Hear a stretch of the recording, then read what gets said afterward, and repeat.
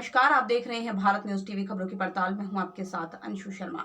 पांडे गिरोह के मुख्य सरगना निशी पांडे से बेहद करीब रहे सीसीएल कर्मी अमित बख्शी की हत्या से पुलिस ने पर्दा उठा दिया है। अमित की हत्या पांडे गिरोह में ही शामिल रहे अशोक पांडे के भतीजे भरत पांडे ने गोली मारकर की थी। इस बात की जानकारी बुधवार को प्रेस कॉन्फ्रेंस के दौरान रामगढ़ एसपी पीयूष पांडे ने दी। उन्होंने बताया कि 6 महीने पहले अशोक पांडे की गोली मारकर हत्या कर दी गई थी। पुलिस ने इस मामले में भी कुछ लोगों को गिरफ्तार किया है, लेकिन अशोक पांडे के भतीजे भरत पांडे को सबसे ज्यादा शक अमित बख्शी पर ही था। 8 अगस्त की रात हुई इस हत्या के कारणों का पता लगाने के लिए रामगढ़ पुलिस छापेमारी कर रही थी। इसी बीच पुलिस ने बीरबल कुमार राय को गिरफ्तार किया था, जिसने भरत पांडे को अमित बख्शी की पूरी खबर दी थी। जेल में जाने के बाद बीरबल राय ने पूछताछ के दौरान पुलिस को बताया कि भरत पांडे ही अमित बख्शी की हत्या के पीछे मास्टरमाइंड है और उसी ने हत्या की साजिश भी रखी है। रामगढ़ एसपी के निर्देश पर बनी स्पेशल टास्क फोर्स ने भरत पांडे को गिरफ्तार करने के लिए कई स्थानों पर छापेमारी की थी। 13 सितंबर को पुलिस को गुप्त सूचना मिली थी कि टाकीसूद रेलवे स्टेशन के पास भरत पांडे और गुज्जू पांडे जयनगर इलाके में मौजूद हैं। पुलिस ने जब भरत पांडे को गिरफ्तार किया तो उसके पास से 4 देसी पिस्तौल, 4 जिंदा गोली, 2 मोबाइल और 1 जियो कंपनी का डोंगल बरामद किया गया।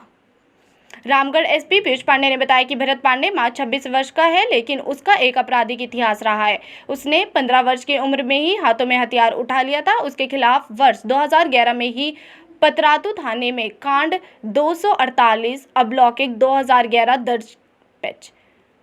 2011 दर्ज किया गया था। यह मामला भी चोरी और धोखाधड़ी से जुड़ा हुआ था। इसके बावजूद दूसरा मामला वर्ष 2021 में भुरकुंडा ओपी में दर्ज हुआ था।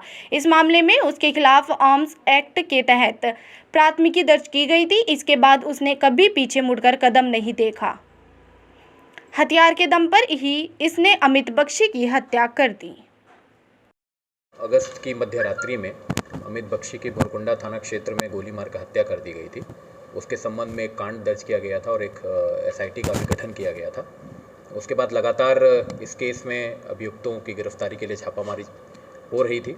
इस कांड में फर्दर इन्वेस्टिगेशन के दौरान बीरबल कुमार राय को गिरफ्तार किया गया था, जो एक बेसिकली इन्फॉर्मर थे इस केस में, और उन्होंने अपना क्राइम कन्फेस भी किया था और उनकी बयान में भरत पांडे का नाम आया था, जिसको लगातार गिरफ्तार करने के लिए कोशिश हो रही थी।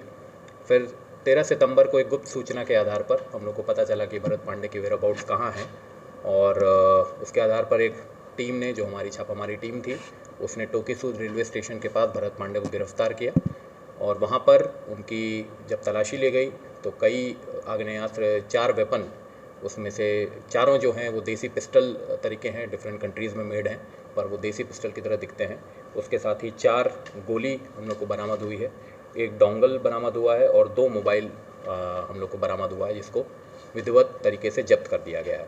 भरत पांडे ने अपने कन्फेशन में अपना क्राइम स्वीकारा है।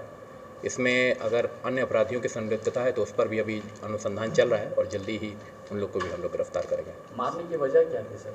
मारने की वजह पर अभी हम लोग जो प्राइमा फेसी जो चीज़ें आई हैं वो हैं कि अशोक पांडे हत्याकांड में उसका भतीजा ये भरत पांडे लगता था, तो एक बदले की भावना भी थी। एक मैसेज भी सर्कुलेट हुआ था कुछ दिन पहले, जिन्होंने अशोक पांडे के बदले के लिए इस हत्या को अंजाम दिया है। साथ ही साथ अगर इसमें और कोई अन्य रीज़न होंगे तो उस पर भी अभी इन्वेस्टिगेशन चल रहा है। उस दिन रेकी हुई थी सर, क्योंकि जिस दिन प्रोग्राम था कोई पूजा चल रहा है वहाँ पे, जिस दिन की हत्या, डेफिनेटली जो हत्या हुई थी वो पूरा प्लान्ड था और उसमें जो बीरबल था ये टोटली इनके कांटेक्ट में था, अपराधियों के कांटेक्ट में था और पूरी इन्फॉर्मेशन वो दे रहा था अमित बख्शी की।